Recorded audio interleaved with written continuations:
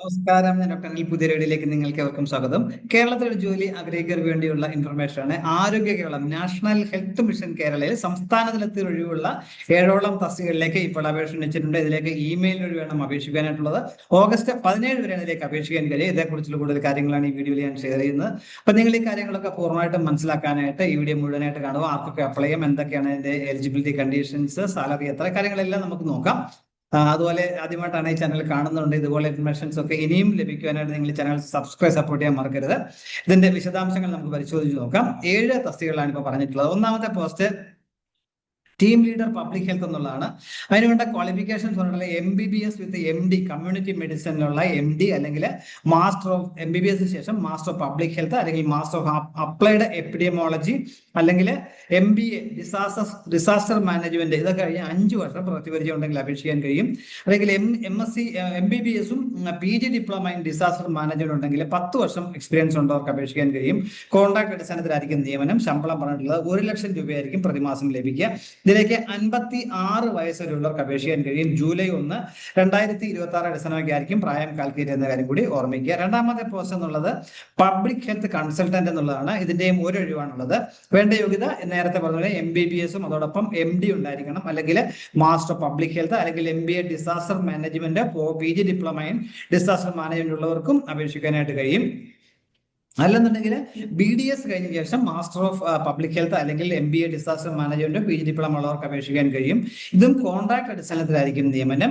അതിലേക്ക് 78,000 രൂപയാണ്. MBBS MD ഒക്കെ ഉള്ളവർക്കാണെങ്കിൽ 78,000 രൂപ. BDS ശേഷമുള്ള MBO MBHO ഉള്ളവരാണെങ്കിൽ അവർക്ക് 55,250 രൂപയായിരിക്കും ശമ്പളമായിട്ട് ലഭിക്കുക. ഇതിലേക്ക് പ്രായം 50 വയസ്സാണ് ഉയർന്ന പ്രായപരിധി. പ്രായം ഇവിടെ ജൂലൈ 1 അടിസ്ഥാനമാക്കിയായിരിക്കും കാൽക്കുലേറ്റ് ചെയ്യുന്ന കാര്യം കൂടി ഓർമ്മിക്കുക. മൂന്നാമത്തെ പോസ്റ്റ് എന്നുള്ളത് ടെക്നിക്കൽ ഓഫീസർ ഡാറ്റ അനാലിസിസ് എന്നുള്ളതാണ്. വേണ്ട യോഗ്യത MSc ബയോ സ്റ്റാറ്റിസ്റ്റിക്സ് അല്ലെങ്കിൽ MSc സ്റ്റാറ്റിസ്റ്റിക്സ് അല്ലെങ്കിൽ MSc ബയോ ഇൻഫർമാറ്റിക്സിന് 60% മാർക്കോടെ MSc പാസ്സാവരായിരിക്കണം. 2 വർഷം പ്രവൃത്തിപരിചയം ഉണ്ടായിരിക്കണം.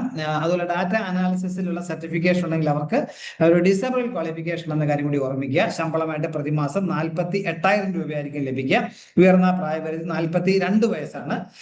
നാലാമത്തെ പോസ്റ്റ് എന്നുള്ള GIS സ്പെഷ്യലിസ്റ്റ് എന്നുള്ളതാണ്. വേണ്ട യോഗ്യത മാസ്റ്റേഴ്സ് ഡിഗ്രി 60% മാത്രമേ പാസ്സാവരായിരിക്കണം.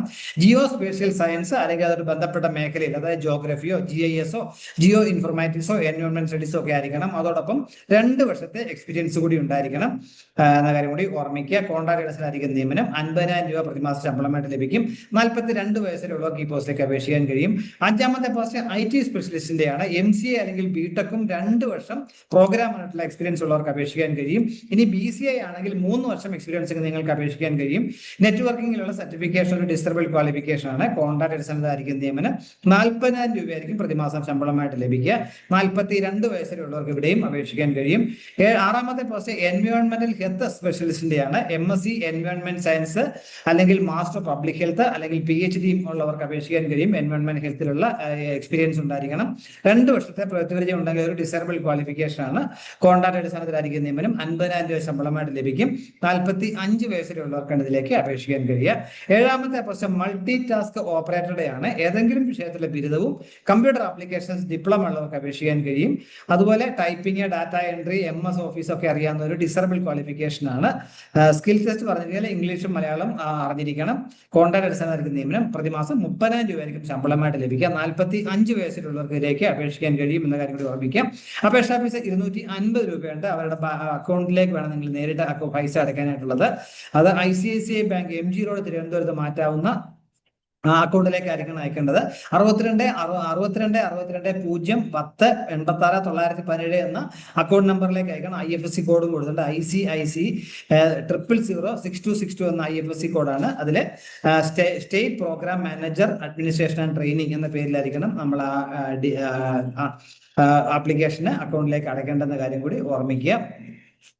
സെലക്ഷന് ക്വാളിഫിക്കേഷൻസ്, എക്സ്പീരിയൻസ്, അതുപോലെ ഇന്റർവ്യൂവിന്റെ അടിസ്ഥാനത്തിലായിരിക്കും നിയമനം എന്ന കാര്യം കൂടി മനസ്സിലാക്കുക. ഇതിലേക്ക് ഇമെയിലായിട്ട് വേണം നിങ്ങൾ ആപ്ലിക്കേഷൻ അയക്കുവാനായിട്ട്. അപ്പോൾ നമ്മളെ ഫീസ് അടച്ച റെസിപ്റ്റിന്റെ കോപ്പി, അതേപോലെ ക്വാളിഫിക്കേഷന്, എക്സ്പീരിയൻസ്, സർട്ടിഫിക്കറ്റിന്റെ കോപ്പി എല്ലാം കൂടെ ഒരു ഇമെയിലായിട്ട് നമ്മൾ ഒറ്റ PDF ഫയലായിട്ട് സ്കാൻ ചെയ്ത് വേണം അപ്ലോഡ് ചെയ്യാനായിട്ട്. 2026 ഓഗസ്റ്റ് 17 വരെ അപേക്ഷിക്കാൻ കഴിയും. ആരോഗ്യ കേരളം recruitments@gmail.com എന്ന ഇമെയിൽ വേണം അയക്കുവാനായിട്ടുള്ളത്. ഓഗസ്റ്റ് 17 വരെ ഇതിലേക്ക് അപേക്ഷിക്കാൻ കഴിയും. താല്പര്യമുള്ള ദിവസം പരമാവധി പ്രയോജനപ്പെടുത്തുക. ഇത്രയും കാര്യങ്ങളാണ് ഈ വീഡിയോയിൽ ഷെയർ ചെയ്യാനുള്ളത്. ഇത്തരം വീഡിയോ പൂർണ്ണമായും കണ്ടുതന്നെ രേഖപ്പെടുന്നതോടൊപ്പം ഇനിയും ഇതുപോലെ ഇൻഫർമേഷൻസ് ഒക്കെ നിങ്ങൾക്ക് ലഭിക്കാൻ നിങ്ങൾ ചാനൽ സബ്സ്ക്രൈബ് സപ്പോർട്ട് ചെയ്യണം. എല്ലാവർക്കും നല്ല കാര്യങ്ങൾ ഉണ്ടാവട്ടെ എന്ന് ആശംസിക്കുന്നു. Thank you very much.